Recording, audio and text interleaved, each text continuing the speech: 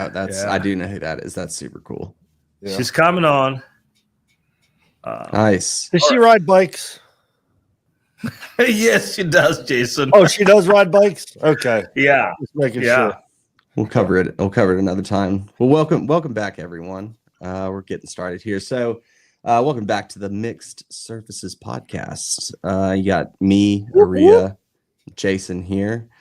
Another jam-packed week of adventures for all of us, which I'm sure we're here about.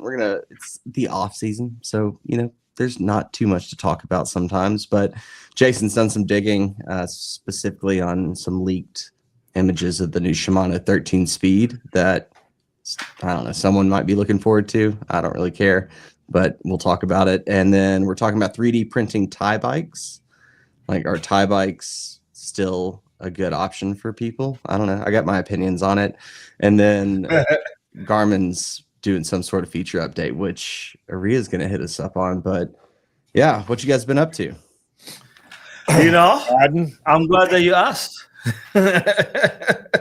I went on my first ride since the Mega Mid-South fail. Your first ride? On Saturday.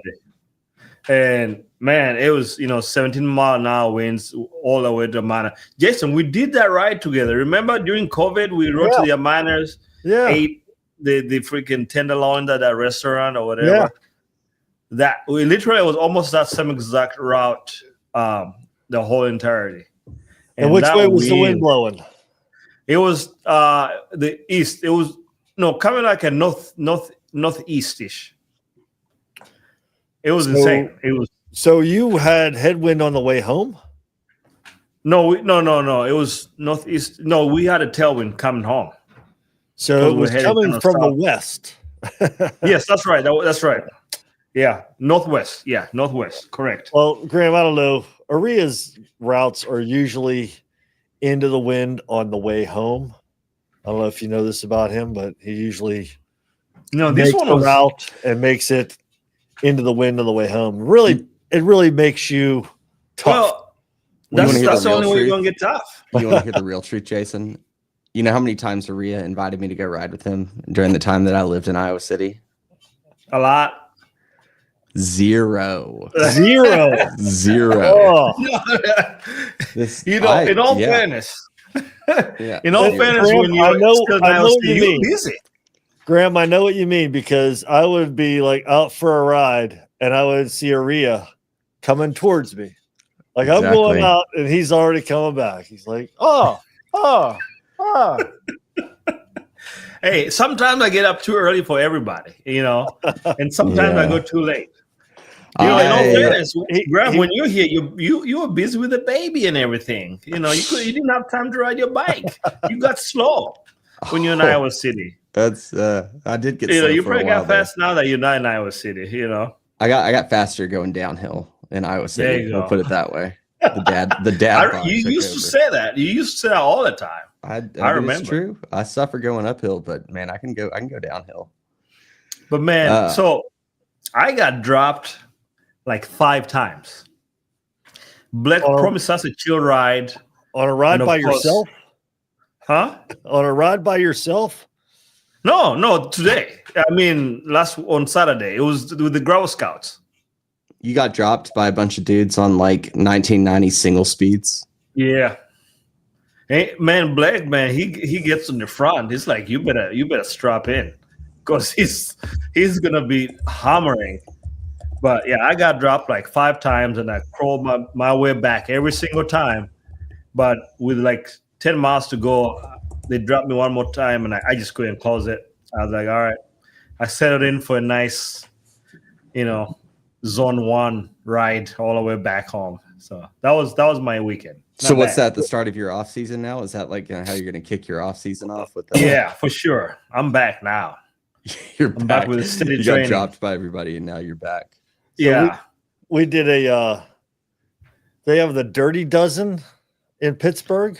Is that climbing all the hills in Pittsburgh? Yeah, so that was a couple weeks ago. So we thought we would, play off of that a little bit at the bike shop, and did the Delicious Dozen. Ooh. So we started off with coffee and donuts at the shop, and then we just rode around Greensburg, the shop town, and climbed 13 of the steepest hills in Greensburg. We had like 50 people show up, and we did a donation to the food bank. So, dude, we had a pile of food.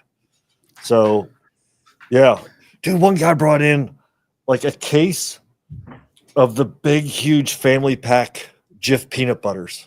Like, oh, geez. He had like 12 of them. Like, that guy dropped like $200, I think. Is that? Hell yeah. A jar of peanut butter that big has got to be $20. Oh, and peanut butter is, calorie dense. So it's a good, if you're a prepper like me, you got a couple dozen of those. Peanut butter's always got to be on. A prepper like you. Yeah. I'm telling you, man, I grew up in war-torn Uganda back in my day. So I'm like, paranoid about, you guys are eating zebra. Yeah. Well, at least we had the gazelle and the zebra running around, so you could eat that. Here, you got those freaking deer. The squirrels are pretty fat in Iowa, so you guess you can. That's true. That's true. I would fatten the squirrels up in our neighborhood in Iowa just for that. Well, it's good to know that when the lights go off in the world, this podcast will still have a way to get out so that everyone can stay informed on the trends in off-road cycling. Correct. Yeah. We have those military radios that are ready to go, to broadcast in a private network. So even when the tower's down, you can still communicate with your prepper group. Yeah. Well, I rode my mountain bike yesterday. I didn't race, but man, it's getting to the point, Jason, I don't know how it is for you up there, but all the leaves have come down. Yeah. And like I honestly think it makes me a better rider because I just like quit worrying about what's underneath the leaves. And you just send it. But I'm just waiting to slash a tire. But there were several moments yesterday where I knew that it was like a technical section and I just kind of let it go. And I guess the leaves cushion things a bit, but that's what it's like. You're riding in the leaves, riding at night kind of smooths it out too, because all that light coming from your handlebars and your helmet and stuff kind of washes everything out a little bit, Yeah. First off, in the night riding, you get the tunnel vision, and then you're not seeing the rocks and stuff like you normally do. You've got that. So I think you ride better at night.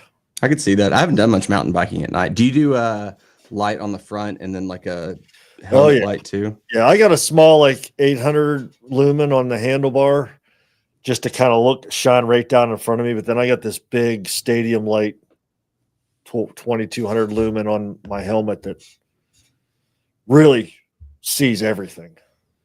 Nice. So, yeah, I need to do some more of that, but I put the kids down and I'm like, all right, it's time for bed. I can barely stay up to do a podcast. My light. So that's my helmet light right there. Oh, that's right. You got, What's that brand? I forget. It's a Night Rider. Oh, that's right. It's old. It's like 10 years old, if not older. But it still works great. What I don't like now, they got these lights that are about the same size, but then the battery is in here too on the newer ones. This is just I have to put a battery. Where's my battery? Yeah, I don't like the external battery stuff. It's just so 2005. The battery's not that big, but you got this cable, and because I got to put it on my helmet, I put it in my back, one of my back shirt pouches. But dude, it's light. It's bright as all get out. But they're selling them now. They're like 1300 lumens, and it's all one little piece. It's like half the size, half the weight. Pretty cool. Just as bright. Yeah.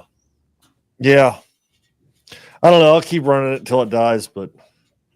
No, I'm a believer in the outbound lighting stuff. That's the light I like.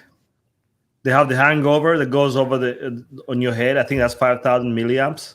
Yeah. So, and I think it will heat up to like 1,400 lumens on max brightness. And then you have the big boy one. I forget what it's called. And that one's great too. All right. We've been doing so tomorrow night at the shop. We'll do a Wednesday night ride.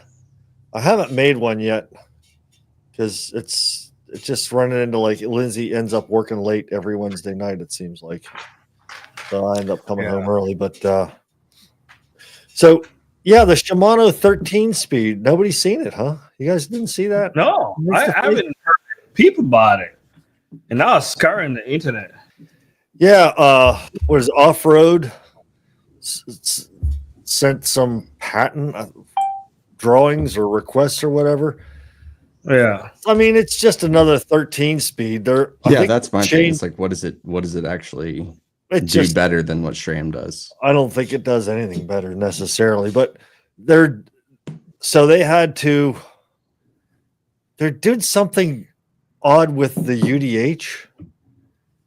Oh, that's right, because that's open to any drivetrain manufacturer. So that's right, because it's a universal open standard, right? No, but they're doing are they doing the double-sided derailleur hanger? Is that them doing that? I saw something. Interesting. Yeah, there's a double-sided derailleur hanger that goes on the UDH that ends up connecting to the derailleur in some way. And I'm not sure how that all works out, but so instead of machining like a thicker, like the hanger that comes on the Type T transmission for SRAM with UDH, it's incorporated into the derailleur. So Shimano is kind of trying to beef that up and still utilize, like, what the hell are they doing? It's reversed. Instead of like SRAM, the derailleur hooks to the UDH. It looks like Shimano has a different UDH that goes on there, and then the derailleur bolts onto that. Interesting. I'm sure they should just embrace the standard. The standard is open as far as I know, so it's just make your derailleur to fit that. Yeah, I mean, I don't know. Is there patent things? Is there engineering problems? Oh, I'm sure it's all patent. Yeah, I'm sure it's all patent oriented. Yeah. But then it's like, why make universal if you're gonna kind of limit how people can integrate their derailleur onto the freaking bike? Yeah. I feel like then the industry should have been like, hey, wait a minute. If you're gonna do this, SRAM, you're gonna have to let people design their derailleurs with a built-in hanger, like the SRAM stuff. Oh, and then I saw another one where I forget who it is, but they're getting rid of the front derailleur, and they're for the 2x for the 2x. They're getting rid of the front derailleur, and you know how the TRP, was having the hub change for the high and low. Well, they're doing kind of similar, but they're doing it in the chain ring. In the chain ring? In the chain ring. So the chain ring will have a chain ring on the outside, and that's connected. And it'll be mated to the bottom bracket. All right, so where you're pedaling, but then inside that chain ring are another set of gears that whenever you want to change to the lower chain ring, it'll divert from that outer chain. It'll change the gearing inside the chain ring, I believe. Oh, kind of like what the hub is doing, but it's on the chain ring or on the hub. So you still have your list. We're just going back to. We're just going to end up going back to a 3x group set. We're just headed right back to that. I've often said that I think it's going to all be internal geared in the bottom bracket, kind of like the priority, or that what do they call it? The priority is the bike. What's the drivetrain? Oh, it's no, not pinion. It starts with a C. And I always forget the name of it. Now I'm forgetting it now, but it's I think pinion. No, it's not a pinion drive. I know what you're talking about. I think that everything what they need to do, especially for off-road, is they need to find a way just to for a grit and grime perspective, encapsulate the drivetrain in some way, and to that way you're not having to repair parts so much, because like that's the biggest issue that you have with like these gravel races, especially the muddy ones that you guys love so much. It ruins bikes. Well, that's the pinion stuff, and Yeah. priority. All that stuff's going to get engineered, and it's going to get lighter and smaller and more efficient. And I think it eventually we'll get there, especially with the next segue is the 3D printed titanium stuff. Yeah. Where did you hear about this? It was another bike I saw on Instagram. They 3D. I knew they've been 3D printing the titanium lugs, and I've seen a couple of bikes where they 3D print the lugs and then they just put carbon fiber tubes in between, or you could do any tubes in between, and you just mold them together, or however you would adhese them together. I don't even know how to do that, but yeah, somebody 3D printed a full-on road bike. Isn't that what is that Allied? I think has got that Aero titanium bike. I'm pretty sure is that 3D printed titanium. I think that's the one it was. That thing looks sweet. But yeah, I know a lot of the boutique titanium brands are using like Silka 3D prints, like yokes and like stays and dropouts and things. Yeah. And so, I mean, the benefit there is like you're able to get the bigger tire clearance without having to compromise the integrity of the titanium and do those wild welds. So I know that's been a big step up for some of those more boutique brands like Candy and Moots and some of these top end brands. So I was thinking, how hard is it going to be in 10 years to, get a 3D printer and just print your own bike? I don't know. I mean, I think you could print your own bike, but I just don't trust myself. Like, if I'm going to be ripping this thing at 50 miles an hour down a descent, I want something besides my own engineering behind it. You want somebody a little bit actually like an actual engineer having designed this. I'm with you, Graham. It's like, yes, you can do this. But I'm like, I think with anything that involves speed and you just own your bike, I feel like you better. I feel like Egan, since he's had a masterclass in bike building, he can figure that out. But a noob like me, I'm like, I think you could absolutely mess some things up big time. Oh, what's funny is that you would trust Egan's. He's built a couple bikes, so I know he has. So I'm like, but I don't trust myself, and like I'm a DIYer through and through. But there's some things I know that I am not remotely, experienced that I should work on this at all.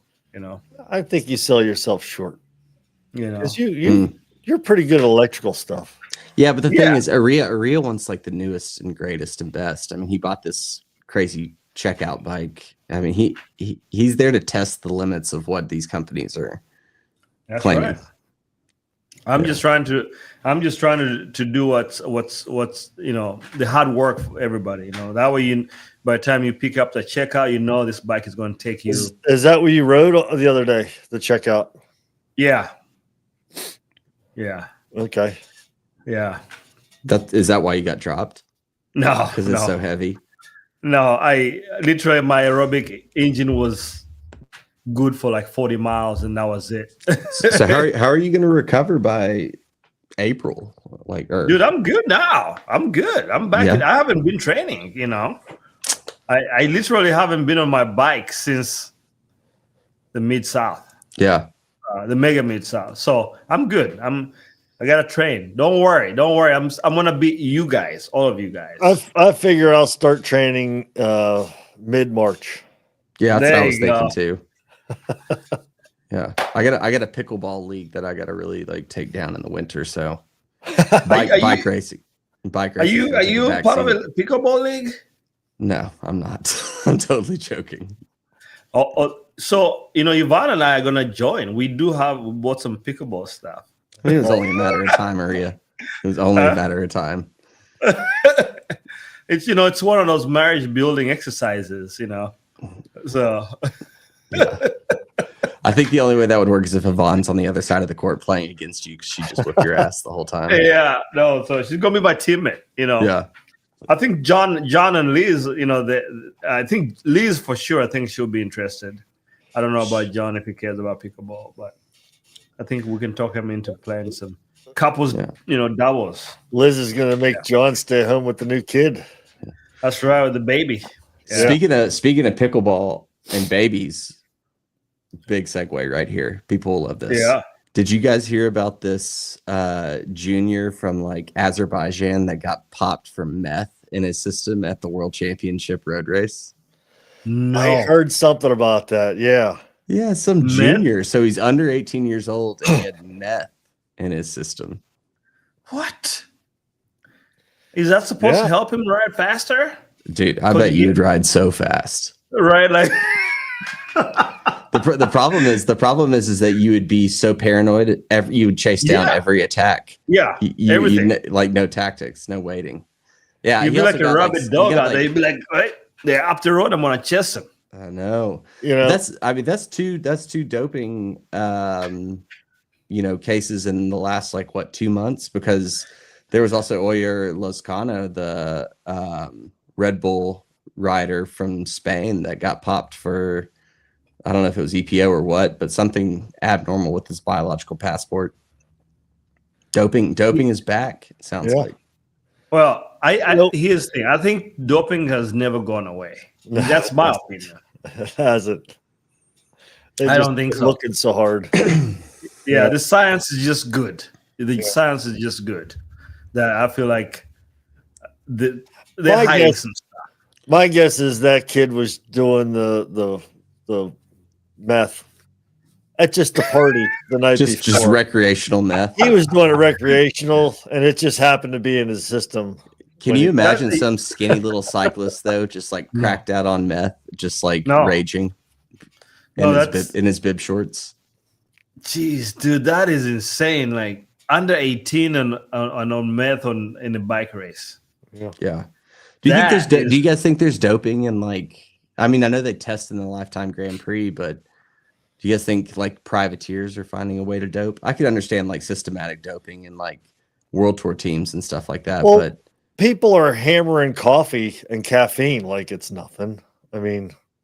All right. I think Jiminy Cricket. I'm talking about real doping. Well, I think so. I think so. For me, I feel like, generally speaking, anytime there's a lot of money on the line and your livelihood, doping just becomes kind of one of those things that's done in the back. Nobody talks about it. I think so, but I could be wrong. But I think you think even in the Lifetime Grand Prix there are people doping. Yeah. Why do they check them for doping then at the end of every race? Why do they do it? Or well, they do it but to make sure that they're not going to do it. Yeah. But so I feel like you're doing it because you know for sure that it is probably going to happen. I think so. That's cynical. I think so. So you think Drew Dillman and Dylan Johnson? No, those guys are not Matt winning Beers. anything. Okay, then. Okay. Yeah. Who in the men's side of the Lifetime Grand Prix do you think is doping? I'm not going to say any names here. I don't need anybody to come and kill me for. But I just, I'm just saying. I think. For me, if people start sharing their power files, heart rate, and all that stuff, share that stuff. Right. It's important to share your training, because I have a friend that I'm going to do a race with, and he said specifically that he's not going to share any of his training. It seems who's that guy? It seems highly suspect that there might be a doper on this podcast, based on what you're saying. Based on what you're saying. I know a couple of doctors, that sports medicine people. They might help me find an age, reduce my actual physical age by a couple of years. Oh yeah.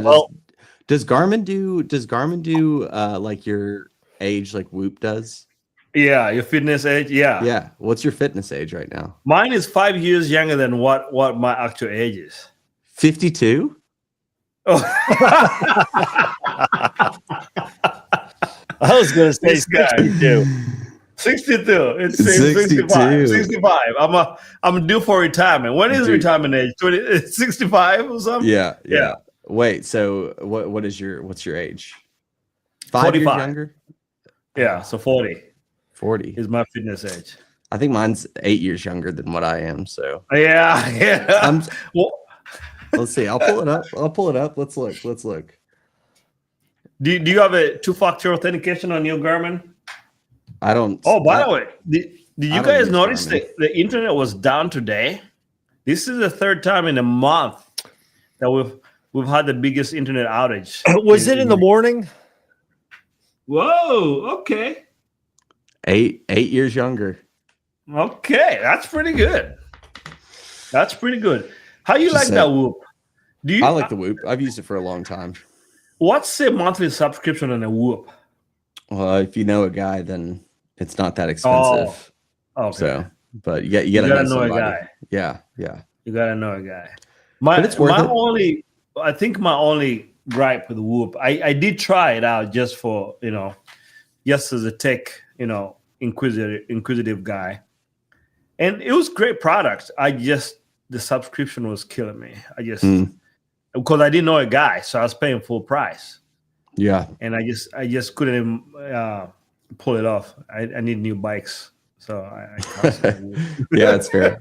I think it's like what, 29 a month or something like that if you're paying full price. So yeah, speaking of which, so Garmin released a huge update with all their new watches and stuff, and they revamped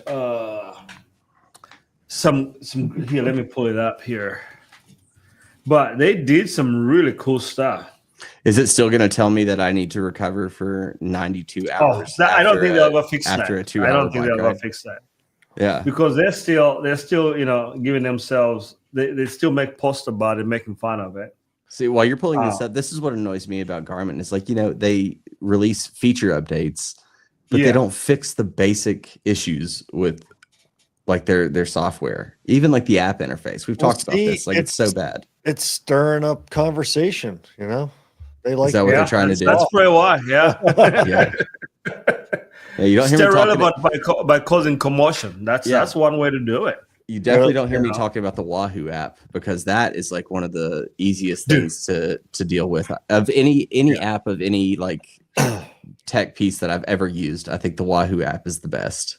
Dude, I am with you on that. It's like everybody, like Hammerhead, Garmin, actually the Course one's pretty good. The Course app is pretty good, but Course I feel like is more if you're a runner. It's like for me, when I looked at their app, I reviewed a little bit, and the features are more geared towards running. There is some cycling plans and stuff, but I think their bread and butter is runners.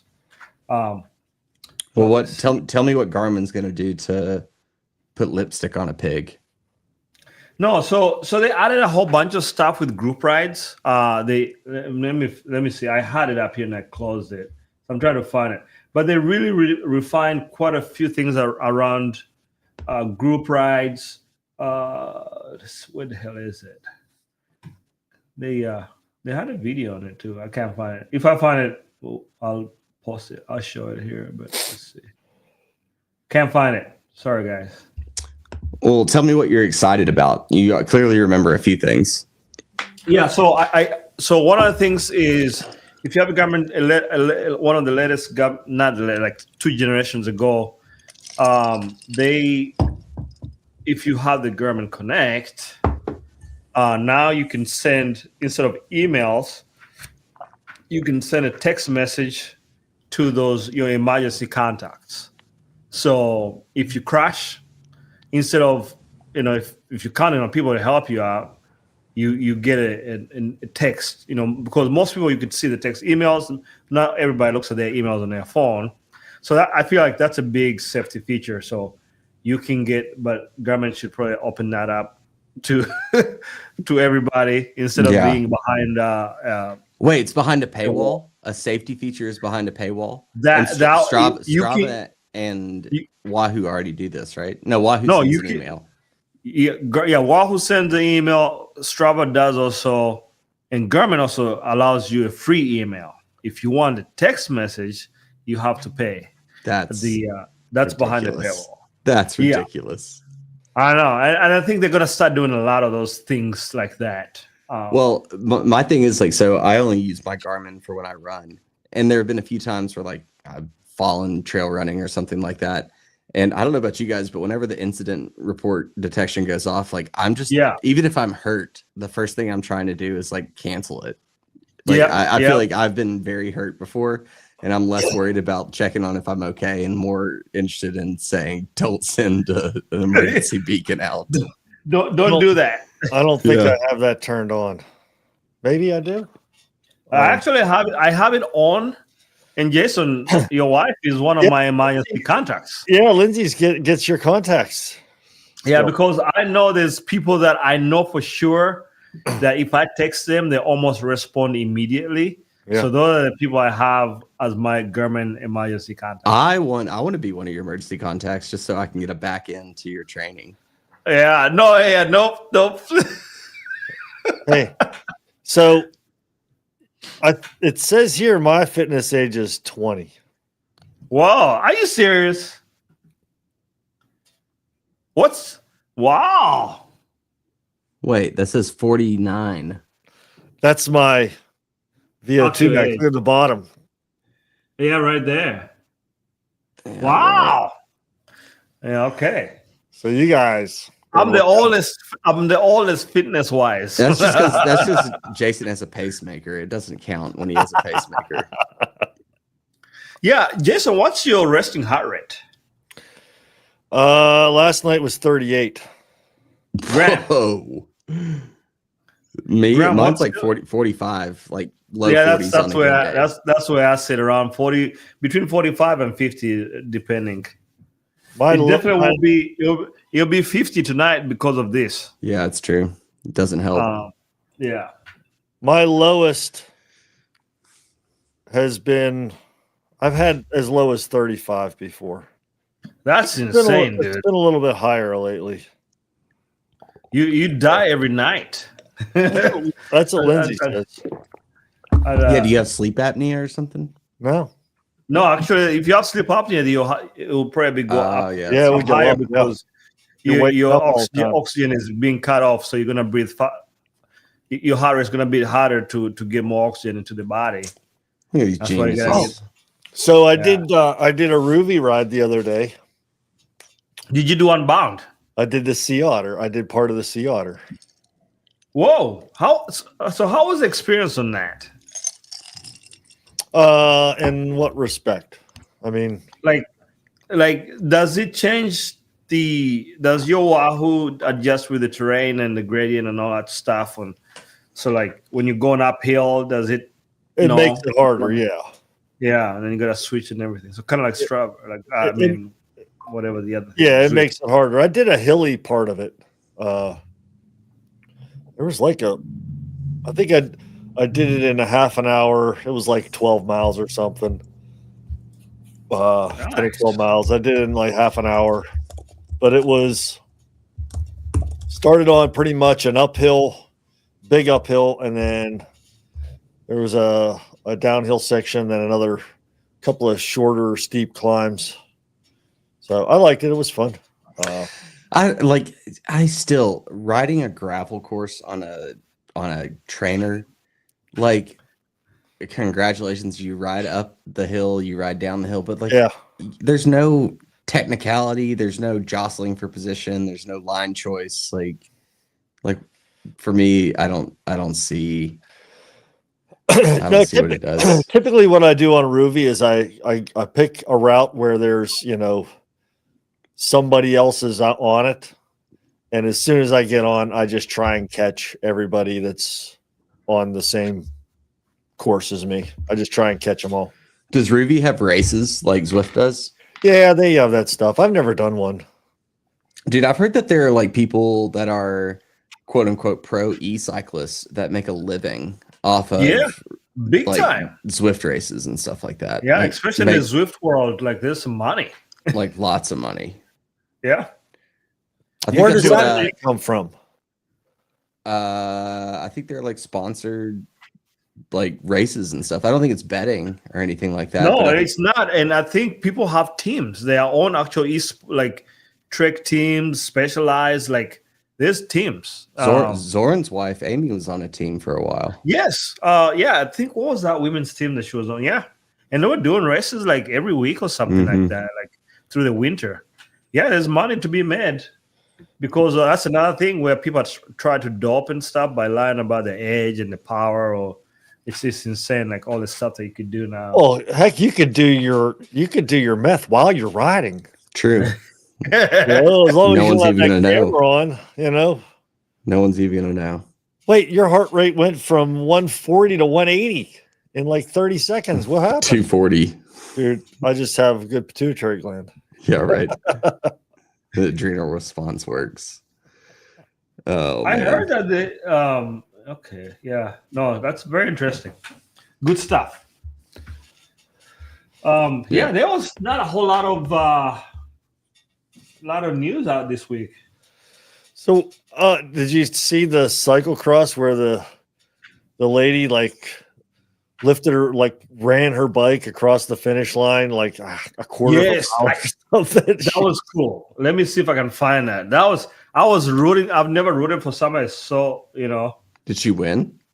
Yeah. I think she did. Yeah, She ran her bike across for the win. it was like a quarter-mile pavement stretch, and she's just running. And you can see the second and third place come around the corner. Oh, behind they're them. crazy They're like- peloton. Yeah. Yeah. Drop the chain. Pick it up. Oh, is that Blanca Voss, Yes. the Hungarian girl? Yeah. Yeah. Kasia Blanca Voss or something like that? Yeah, she's a badass. She's so good. I keep There waiting they for her are. to blow Look, there up they on are coming behind her. Like, Yeah, she's I done know- really well in cyclocross for a while, but like I keep waiting for her to make her move on like the cobbled classics or something like that in the road scene, because she rides for SD Works. Yeah, I think she rides for SD Works. So she rides for a really good team, but that's sick. The men's race too. Did you guys see? It was like Cam Mason and Tebow Nice. They were fighting each other. Oh, it was such a good like final lap. Like I'll plug an Instagram if you guys are out there and want to see a good Instagram. It's called How the Race Was Won, and it's he goes through and he analyzes like line choice and things like that, especially in like mountain bike races and cyclocross. And he did a really cool analysis of like the last couple laps and critical turns.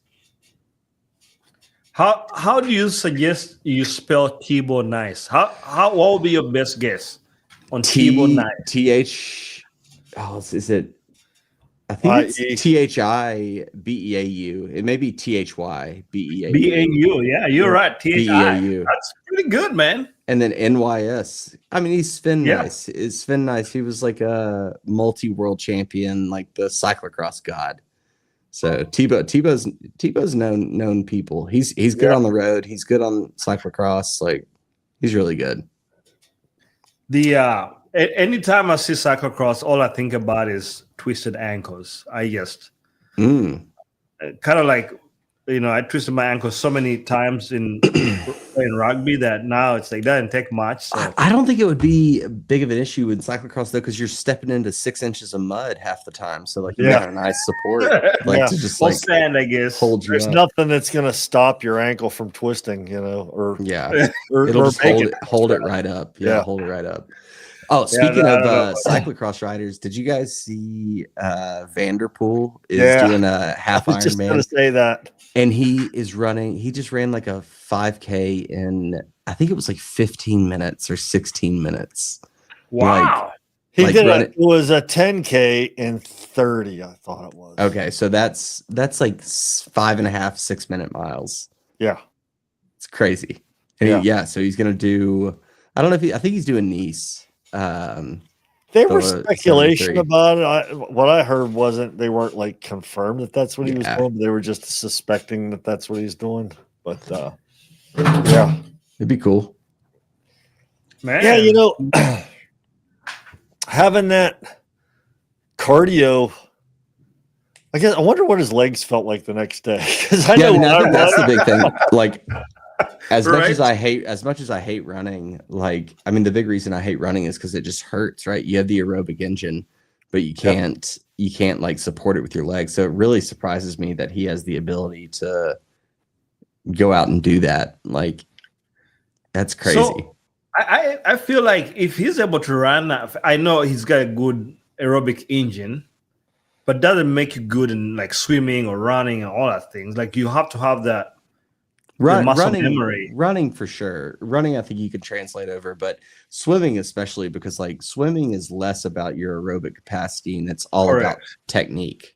Yeah, like, the mechanics of it. Yeah, right? if you don't know how to swim, you'll never be good at swimming. And you need some upper body, strength. But these guys, they're training all their body. They're not just training their legs. I mean, they've got a good core and upper body.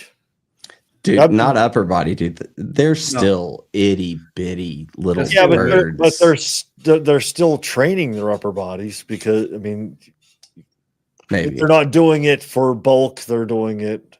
They don't want to get in a fight with us real gravel riders. No. We drink IPAs and we sit on them. We'll sit on them and just like cry. Yeah, that's it. No, that's pretty impressive that he can run that fast. But yeah, like I feel like he probably has to incorporate running into his training somehow. I feel like you just don't come off the couch and just But he's speed. They're doing some cross training stuff. Dave's correcting me, which is good. Everyone should always correct me, but it said it was Marie Schreiber running for the victory. Oh, what was that jersey, Dave? I thought that looked like the Hungarian jersey. What was her jersey? Well, get back to us. Yeah. That I don't know all those names. I hear things. All the Europeans. Yeah. If I'm not mistaken, World Championship road races is it in Canada next year? I'm pretty sure it's in Canada. That would be fun to go to. Aria, we need to get media passes for that. Luxembourg. That would be cool. Yeah. So have you guys been following the white industry stuff? So they're back, right? So somebody bought them. What's going on with that? Were you following that at all? White industry, YT. Yeah, white industries. Yeah. Yeah. I caught a little bit of it. So there were two branches of the company. One branch was in the States and one branch is in Germany.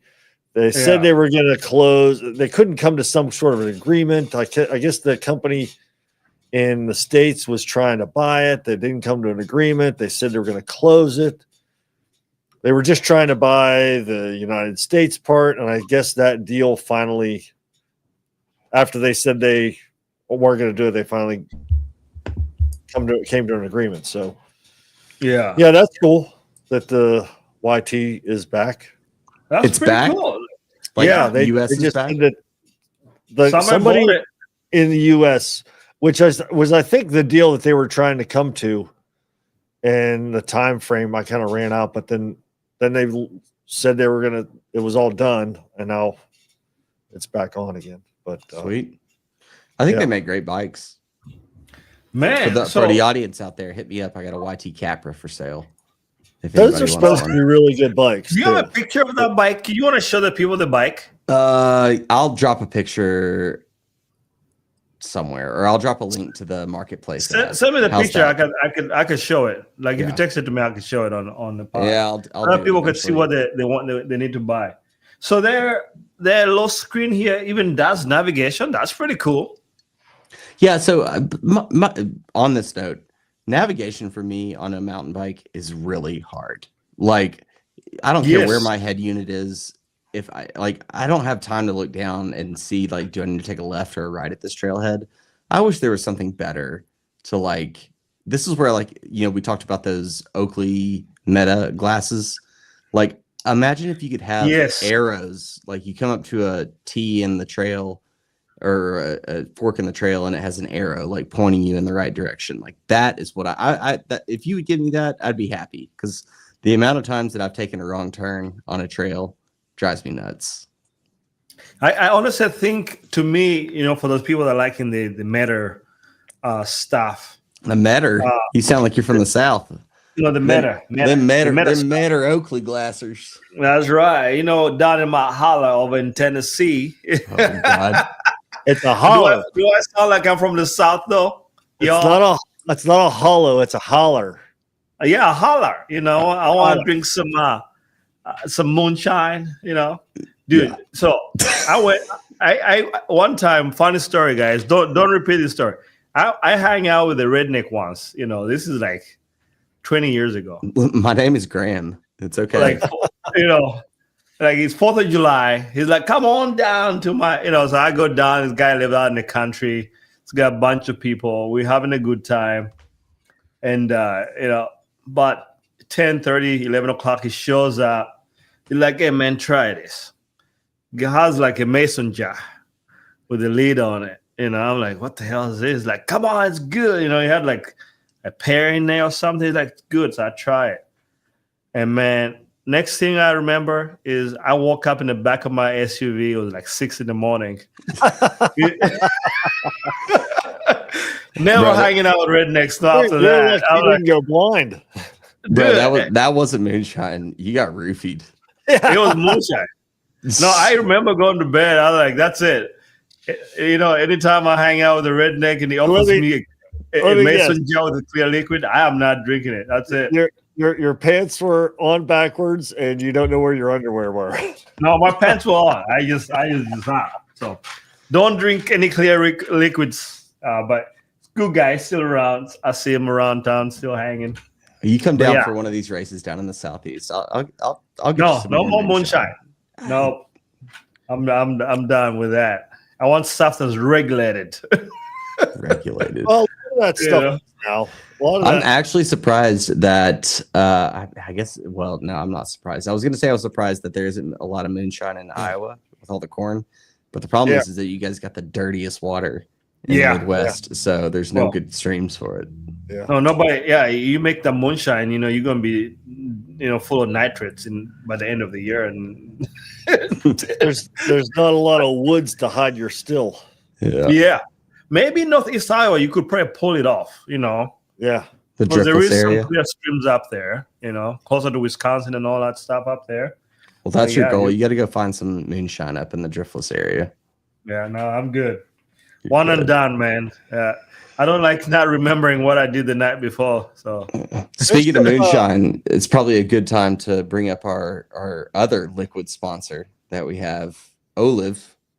Olive, So yeah, for those of y'all listening, we got Olive on board with us. They make the best olive oil I've ever had. High phenolic olive oil. So the phenols are the good things in you that help with anti-aging, like inflammatory response, all those good things. It's what we cook with all the time. So check out the discount code that's streaming across there for a little discount if you want to check out some good olive oil. And then who else we got? We got Reeland Nutrition. Yeah, Aria, I'm gonna need some more Reeland. I've almost finished my recovery mix. How are you drinking your recovery mix? Drinking it. I don't drink it, dude. I just You snort it? No, I don't snort it. I just scoop of it right to the dome every morning. It doesn't. Are you serious? Yeah. No, I mix it in a fruit smoothie. So like little frozen fruit, little protein powder, a few other things I throw in there for fun, little moonshine, and it's just great. a little, just for spice. Just a little moonshine. But yeah, Reeland Nutrition, check them out. I think we got I'll put the banner up right now. There we go. 15% off if you use that link right down there. And then throwing out our World of Bikes and Flat Tire Bicycle Company right there. Jason's repping them hard, but good shops if you're in the Iowa City area or the Greensburg, Pennsylvania. Yeah, a little outside of Pittsburgh. Yeah, if you're in the Pittsburgh area, those are the people to go see. So want to shout them out for sure. Yeah, and just make sure you tell them that hey, the Mixed Surfaces Gravel, the Mixed Surfaces podcast, sent you down there, and they'll make sure to take care of you.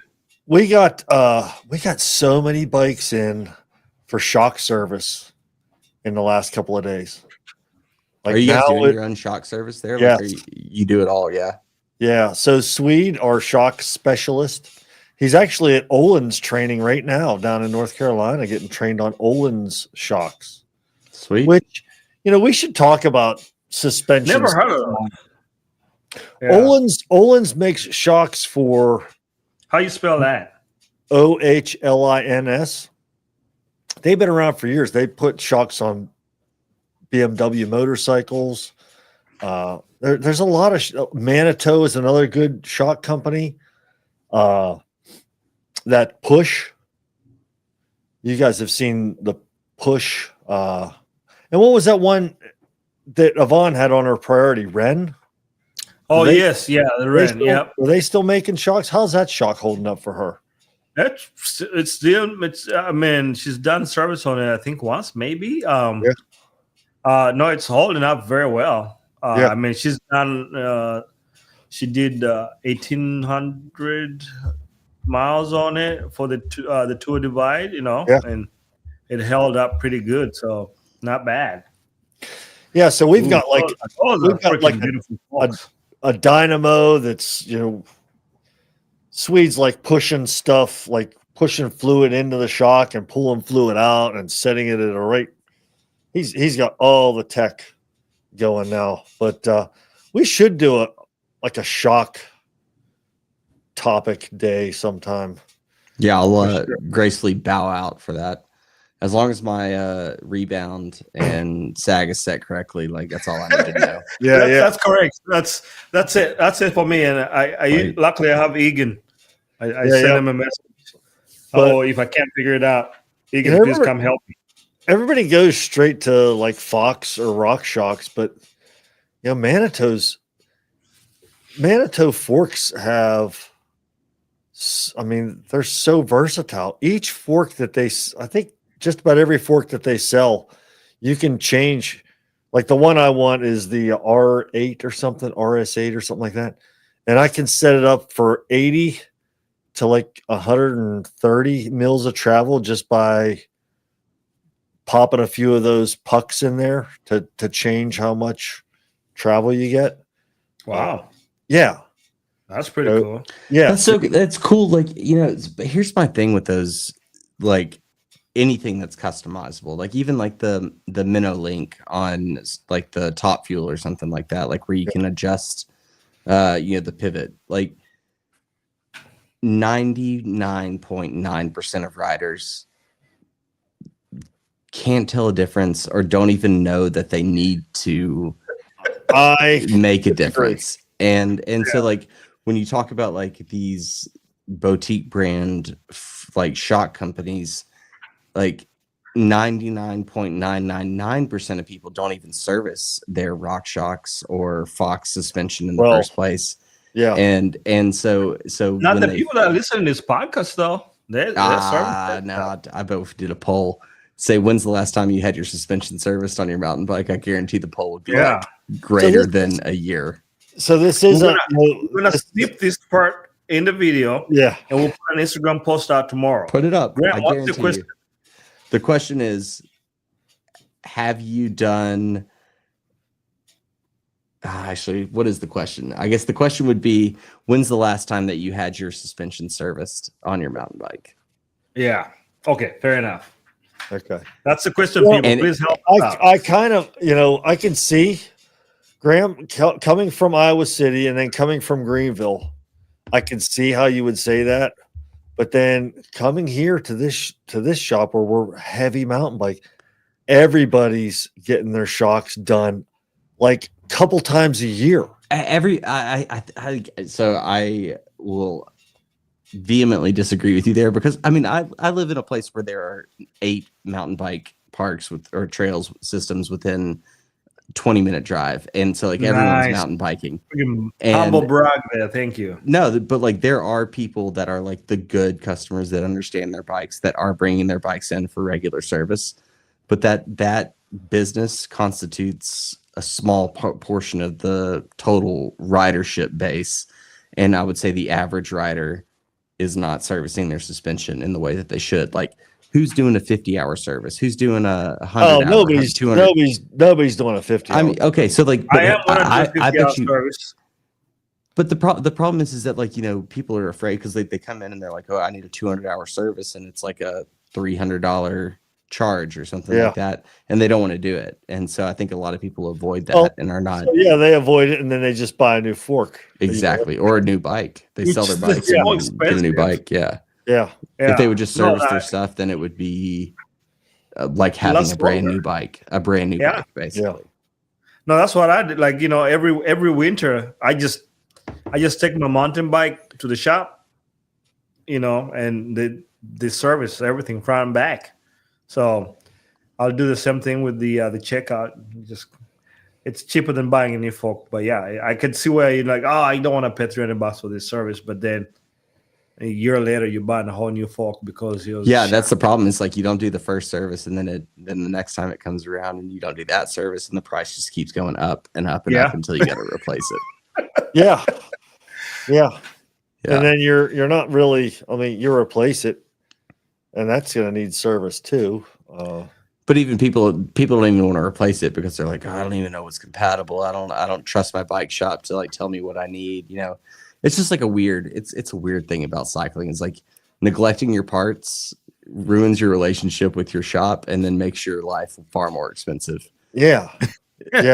Like if you would just be open and honest with like your bike and understand that it's like a machine that needs servicing, and like trust your shop to do the right thing, like World of Bikes or Flat Tire or like the Trek store here in Chattanooga, those guys would make sure that you spend less money over time. Absolutely. And get the most out of your bike. I had a guy in today. He was on a Trek Verve, and he's like, I ride this all over the place. I'm like, I can tell. He's like, its shifting's not right. So I adjusted a little bit of the shifting, you know. And the chain didn't measure. Well, no, it did measure because we replaced it recently, you know. But I think he had kicked his front derailleur a little bit, and it was a little bit out of alignment. So that's what I did. But I'm pedaling it.